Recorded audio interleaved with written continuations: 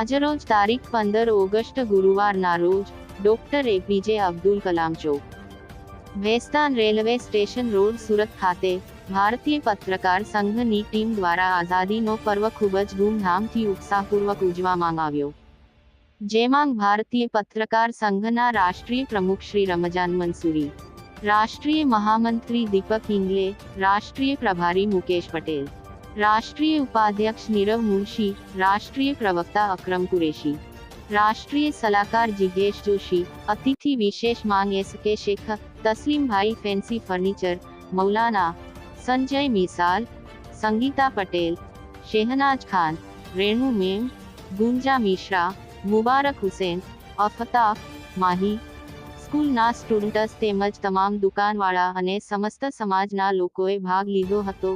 ધ્વજારોહણ કરી રાષ્ટ્રગીત ગાઈને ધજાને બધાએ સલામી આપી હતી. અંતમાં આવેલા તમામ અતિથિગણનું મીઠાઈ અને ચોકલેટથી મોઢું મીઠું કરાયું. નાસ્તો આપીને છેલ્લામાં પ્રોગ્રામનું સમાપન કરાયું. જોતા રહો IBPN ન્યૂઝ.